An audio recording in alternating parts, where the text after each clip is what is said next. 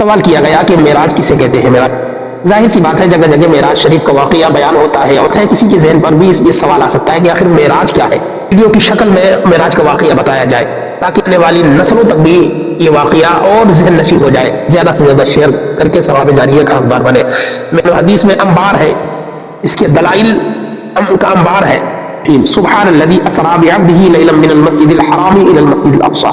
مختصر میں ہر بات کو آپ تک میں پہنچا ہوں، اتنا کار سا چاہیے۔ معراج سامان بنا کر لیا ہو، چھت پھاڑتے ہیں، ناز کو چومتے ہیں حضرت جبریل امی، ان کا سینہ چاک کیا جاتا ہے، ان کے دل کو نکالا جاتا ہے، ان کے دل کو نکال کر سونے کے تشتے پر سجایا جاتا ہے، وہ بجلی سے زیادہ تیز رفتار میں چلنے۔ مررت بقبر موسیٰ، اپنی قبر میں کھڑے ہو کر نماز ادا فرما، انتظار میں کہ آقا آئے اور امامت انبیاء فرمائے۔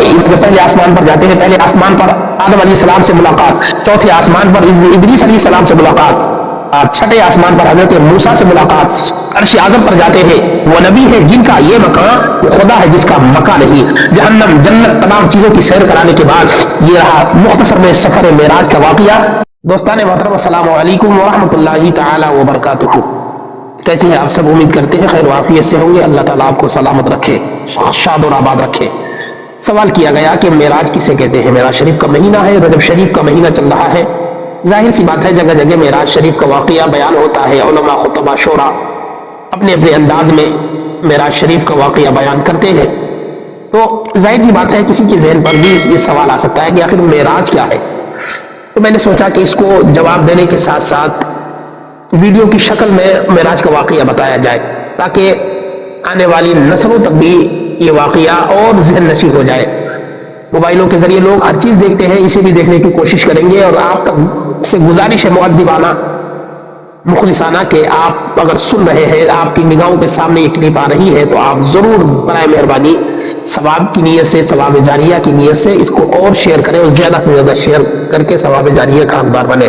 معراج شریف کیا ہے؟ اس کے حوالے بہت ہیں، قرآن و حدیث میں انبار ہے، اس کے دلائل کا انبار ہے۔ قرآن شریف کے 15ویں پارے میں اللہ فرماتا ہے، اعوذ باللہ من الشیطان الرجیم، بسم اللہ الرحمن الرحیم، سبحان الذی اسری بعبدہ لیلا من المسجد الحرام الی المسجد الاقصی۔ پاکی ہے اس کے لیے، یعنی پاک ہے وہ ذات جو راتوں رات لے گئی مسجد حرام سے مسجد اقصی تک۔ اس کی تفصیل میں نہ جاتے ہوئے مختصر میں ہر بات کو آپ تک میں پہنچا ہوں، اس لیے کہ اگر ایک ایک لفظ کو اگر تفصیل سے بیان کیا جائے زمانہ کار سا چاہیے۔ معراج شریف کا واقعہ اتنا لمبا چوڑا ہے، مختصر سے وقت میں آپ کو میں آپ کا ٹائم زیادہ ویسٹ نہ کرتے ہوئے، ضائع نہ کرتے ہوئے آپ کو میں معراج کا واقعہ بتاؤں۔ 15ویں پارے میں اللہ فرماتا ہے کہ پاک ہے وہ ذات جو راتوں رات کے قلیل لمحے میں اپنے اس بندے کو اپنے قرب خاص میں بلایا۔ دوستان محترم، حضرت جبریل امی کو حکم دیا جاتا ہے کہ محبوب کائنات کو بلا کر میرے قرب خاص میں لے آؤ، محبوب کو جنت، جہنم، کائنات کے ذرے ذرے کی سیر کرا دو، محبوب کو عرش اعظم پر بلاؤ، مہمان بنا کر لے آؤ۔ میرے آقا صلی اللہ علیہ وسلم کی بارگاہ میں جبریل امی جاتے ہیں، اور ایسے ڈائریکٹ نہیں جاتے ہیں۔ میرے آقا اور دن تو عبادت کر رہے ہوتے ہیں اور راتیں، لیکن اس رات میرے آقا ام ہانی کے گھر آرام فرما ہے، حضور صلی اللہ علیہ وسلم آرام فرما ہے۔ جبریل امی فرشتوں کے ساتھ 70,000 کم و بیش فرشتے یا 1.5 لاکھ فرشتے اقوال کے مطابق لے کر جبریل امی تشریف لے جاتے ہیں، چھت پھاڑتے ہیں، ڈائریکٹ دروازے سے داخل نہیں ہوتے، چھت سے پھاڑ کر داخل ہوتے ہیں۔ میرے آقا کے قدم ناز کو، تلوہ ناز کو چومتے ہیں حضرت جبریل امی، میرے آقا کو اٹھاتے ہیں، اٹھا کر میرے آقا صلی اللہ علیہ وسلم کو حرم شریف لے جاتے ہیں، حرم شریف کے پاس لے جا کر میرے آقا صلی اللہ علیہ وسلم کو وہاں پر ان کا سینہ چاک کیا جاتا ہے، ان کے سینے کو چاک کر کے سینے سے لے کر ناف تک چاک کرنے کے بعد ان کے دل کو نکالا جاتا ہے، ان کے دل کو نکال کر سونے کے تشتے پر سجایا جاتا ہے، اس میں زمزم شریف سے اسے دھویا جاتا ہے۔ میرے آقا صلی اللہ علیہ وسلم فرماتے ہیں جب میرے دل کو دھویا گیا تو کلے سے مجھے تکلیف بھی نہ ہوئی، ان کے سینے کو برابر کر دیا جاتا ہے، ان کے دل کو ویسے ہی اسی جگہ پر رکھ کر میرے آقا صلی اللہ علیہ وسلم کے سینے کو بالکل صحیح کر دیا جاتا ہے۔ میرے آقا کو دولہا بنایا جاتا ہے، معراج کا دولہا بنا کر آقا صلی اللہ علیہ وسلم کو حضرت جبریل امی فرشتوں کی جھرمٹ میں باراتی بن کر فرشتوں کے ساتھ میرے آقا کو دولہا بنا کر لے جا رہے ہیں۔ میرے آقا صلی اللہ علیہ وسلم کے لیے ایک سواری لائی جاتی ہے، اس سواری کا نام براق ہے، جو بجلی سے زیادہ تیز رفتار میں چلنے والی سواری ہے۔ براق کے اوپر سوار ہوتے ہیں آقا دو جہاں۔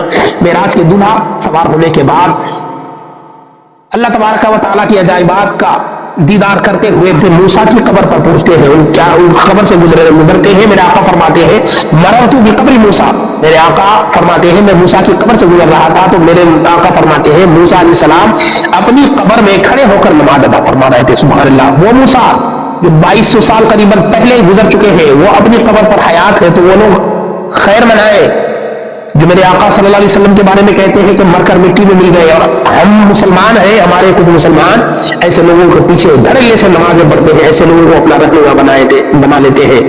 خیر کریں ایسے لوگ.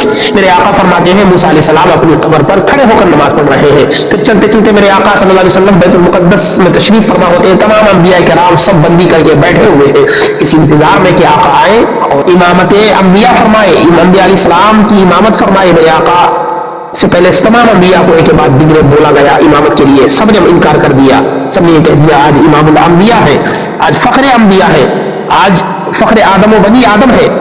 میرے آقا کو امام بنایا جاتا ہے. میرے آقا 2 رکعت نماز وہاں پڑھتے ہیں. پھر اس سے آگے آسمان کا سفر ہوتا ہے. سفر آسمان کا سفر، پہلا آسمان، دوسرا، تیسرا، چوتھا، پانچواں، چھٹا، ساتواں. میرے آقا جب پہلے آسمان پر جاتے ہیں، پہلے آسمان پر آدم علیہ السلام سے ملاقات، دوسرے آسمان پر عیسیٰ علیہ السلام سے ملاقات، تیسرے آسمان پر حضرت یوسف علیہ نبینا علیہ السلام سے ملاقات، چوتھے آسمان پر ادریس علیہ السلام سے ملاقات، پانچویں آسمان پر حضرت ہارون علیہ السلام سے ملاقات، چھٹے آسمان پر حضرت موسیٰ سے ملاقات اور ساتویں آسمان پر حضرت ابراہیم سے ملاقات کرنے کے بعد سدرۃ المنتہا، جہاں سے جبریل بھی منع کر دیتے ہیں کہ اب میری یہاں سے جانے کی قوت اور طاقت نہیں ہے. سدرۃ المنتہا سے میرے آقا عرش اعظم پر جاتے ہیں.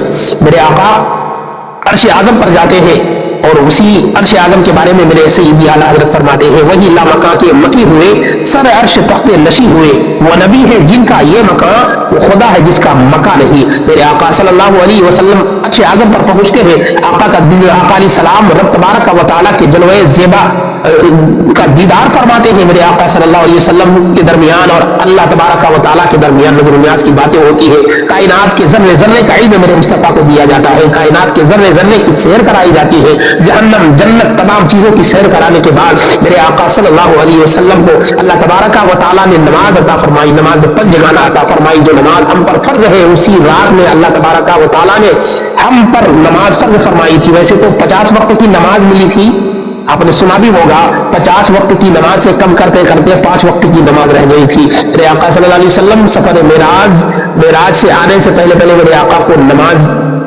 دی گئی، نماز فرض کی گئی.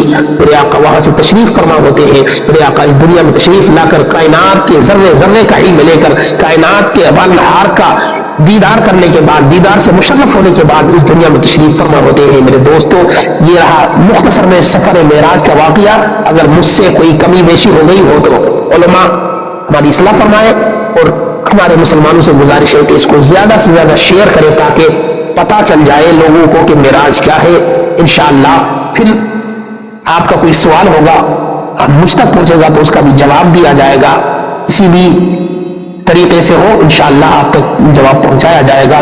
گزارش یہ ہے کہ آپ اس کو زیادہ سے زیادہ شیئر کریں ثواب جاریہ کی نیت سے. اللہ تعالیٰ آپ کو اجر عظیم عطا فرمائے. السلام علیکم. اپنا خیال رکھیں.